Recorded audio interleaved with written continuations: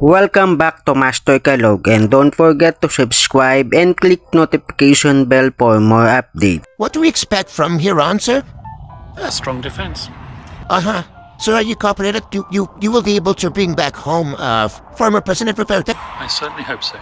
Do you have any petitions to file prior to the confirmation of charges hearing on September 23? There will be petitions, obviously. Once again, it's not for me to comment on the defense strategy at this moment in time. According to the rules, there's a process called disclosure of evidence. Has that started yet? That should start once council's appointed, and as I said, it's early days yet. All right, sir. Where are you headed now, sir? You've met with the Vice President Sara Duterte as well. Indeed, I have. What was, like, any message, the first message that the President gave to you? He's in good spirits and looking forward to conducting his defense. How often are you able to visit the former President? I'm available to visit the former president as long as I'm here, as long as I'm allowed to do so. I have promised him that I will come every day that I'm in The Hague. Do you have any information if the request of the Vice President to visit his father has already been approved? I'm not at liberty to discuss matters like that. Sir, finally, yesterday during a press conference by Attorney Harry Roque, he said that the president should decide on whether to take, like, a legal aid from the court or, fund it himself. Would you know what the decision is? I'm not at liberty to discuss matters of funding and how the defense will be composed. All right, sir. Thank you. So for now, we can say that you are the only confirmed legal counsel for the ICC case. Once again, that's subject to any publications that might be on the ICC website and the decision of the registry. Hopefully that will be completed by today. Is there any reason why the president hasn't signed yet the nomination for Attorney Harry Roque and Attorney Medial Dea? As I told you, first things first. There is a need, first of all, for senior counsel to be appointed. A counsel who's experienced in matters at the ICC, and it's that counsel's job to compose the team. It's early days yet. No one is entitled to draw any conclusion whatsoever from what has been or hasn't been done with respect to nominations at this point in time. Thank you very much. Sorry, Professor. Cases have you handled so far for the ICC? So sorry. I've been involved in quite a few cases at the ICC. Do you have an estimate how many? I can't estimate. I've known quite a few people. But you're very confident that the former president will be acquitted. I'm very confident of the strongest defense possible, and I'm very confident that he will be acquitted, indeed, even at the earliest stage possible. You won't wait for the September 23 confirmation of charges hearing anymore. We will be filing all necessary applications in due course. I'm not prepared to comment on the defense strategy at this moment in time. Okay? Thank you very much. Can you say, you have, over 10 cases?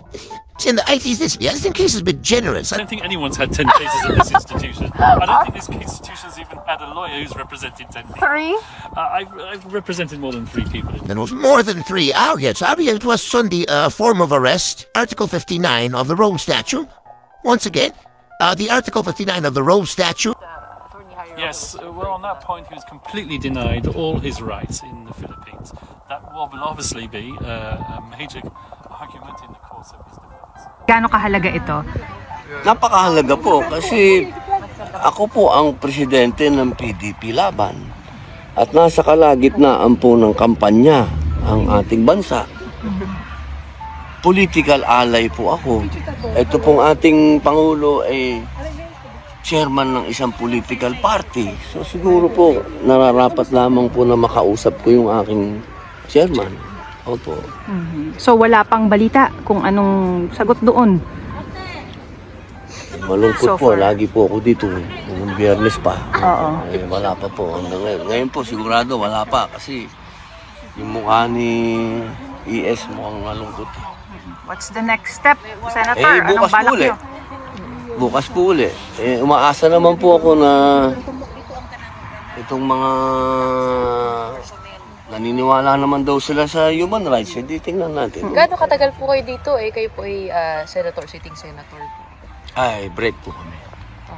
Break po ngayon. Ngayon po, siguro po ang tamang tanong, paano yung kampanya? Kaya po tayo nandito. Tatanong po tayo. Pero right now, mahal na Pangulong Duterte kung ano po yung strategy. Siyempre, sa po lahat ito. Pero right Alam now, nyo, si Mayor kaya ng isip niya to. Ang tanong natin, kaya ba ng katawan niya? Yun ang tanong. So, ngayon, ang may tentative ano kayo kung hanggang anong panahon kayo dito? O wala pa, malabo lahat, up in the air? Siguro mga 1 week pa. Hanggang birthday niya. Hindi pa naman kami, matagal pa naman ang resume. Kampanya, ang iniisip ko yung kampanya. Kampanya, yung session, tagal pa yun. How is this affecting yung kampanya? Well, sa usapin ng presence ni Mayor, sapol na sapol kami, di ba? Yun nga, itatanong ko kay Mayor, paano ngayon yun? Kasi siya ang #1 crowd drawer namin. Pag sinabi mo andyan si Presidente, talagang ang tao dumadating kahit hindi bayad. Okay. Yung paano ngayon yan? Wala naman kaming pera. Ang PDP, wala naman kaming pera.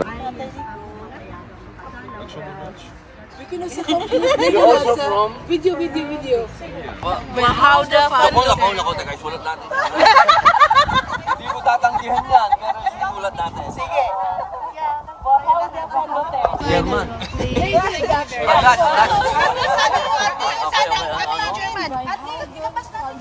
Van Houten. Dito lang. Dahig.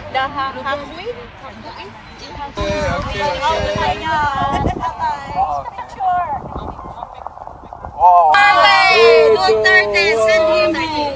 Duterte pa rin. Duterte. Strongest defense possible, and I'm very confident that he will be acquitted, indeed, even at the earliest stage possible. We will be filing all necessary applications in due course. Puno ng kumpiyansa ang British-Israeli lawyer na si Nicholas Kaufman na makapanayam ng media sa kanyang pagiging senior legal counsel ni dating Pangulong Rodrigo Duterte sa International Criminal Court. Sabi niya, posibleng abutin pa ng 1 linggo ang pagbuo nila ng kanilang defense team. Nakabisita na raw si Kaufman sa kanyang kliyente sa ICC Detention Facility. Naroon din kanina si dating Executive Secretary Salvador Miguel Dea para dalawin sana ang dating Pangulo. Pero naka-stretcher siya nang lumabas. Ayon sa Philippine Embassy, habang nagpaparehistro sa reception counter, sumama ang pakiramdam ni Miguel Dea. Isinugod siya sa ospital.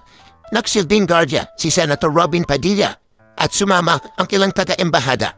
Hindi pa sinasabi kung bakit sumama ang kanyang pakiramdam. Nag-a-apply naman makabisita rin kay Duterte ang anak na si Vice President Sara Duterte at si Senator Padilla dahil hingi raw ng payo sa mga gagawin sa kampanya ng partidong PDP Laban. Bukod sa pagkamit na hustisya, pwede rin mabigyan ng danyo sa mga biktima ng delitis ng ICC. Ang pambayad sa kanila, kukurin sa bulsanan na hatulang guilty ng ICC, kaya mahalaga raw na ma-freeze sa kanilang assets o ari-arian. Ayon sa ICC, pwede na yung gawin kahit gumugulong pa ang kaso. Pero sabi ng isa sa 5 Pilipinong abogado sa list of counsel ng ICC, may komplikasyon kapag hindi sa flow ng Rome Statute ang bansa kung saan i-request ang pag-freeze ng asset ng akusado. This asset, when it's in the Philippines, it needs the cooperation ng Philippine domestic authorities. If it's outside, kung hindi yan non-state party, hindi yan obligated to cooperate under the Rome Statute. Ayon sa Malacanang, may legal na paraan pa rin. Para maipatupad ang fees order, ibibigay po natin to sa dapat sa AMLAC kung kinakailangan. But AMLAC is under the Philippine government. Yes, but if there's a need for that, ang AMLAC walang sinisino. Giit ni dating Chief Presidential Legal Counsel Salvador Panelo, bukod sa walang legal na pasihan para sa freeze order, wala rin daw i-freeze dahil mahirap ang dating Pangulo. Pero sa 2017 Statement of Assets, Liabilities and Net Worth, tinuoy Pangulong Duterte na kahuli-huling salin niyang isinapubliko. Mahigit 28 million pesos ang kanyang net worths. Sabi ng ICC, kapag hindi sapat ang manabawing asset ng akusado, may trust fund naman ang hukuman na pwedeng gamitin para tulungan ang mga biktima. Samantala, tinanggihan ni Solicitor General Menardo Guevara na maging abogado ng gobyerno sa petition for habeas corpus na inihain sa Korte Suprema ng ilan sa magkapatid na Duterte kaugnay sa pag-aresto sa kanilang ama. Giit ni Guevara, walang jurisdiction ng ICC sa Pilipinas at gumagana ang justice system sa bansa. Kaya posibleng hindi maging epektibong kinatawa ng OSG ng gobyerno sa kaso. Si Guevara ang nagsilbing Justice Secretary noong Duterte administration. Sagot dyan ang Malacanang.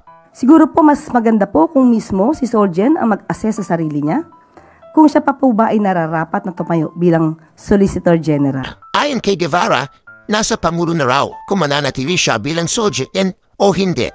Ang DOJ na ang magsilbing abogado ng pamahalaan sa kasong ito. We were given the authorization by the Executive Secretary to kami na sumagot. At okay na, nabigyan namin yung comment namin kahapon. Kaugnay sa mga usaping ito, mahalaga ang inyong opinion at katuwiran. Don't forget to subscribe, like, and share. Thank you for watching.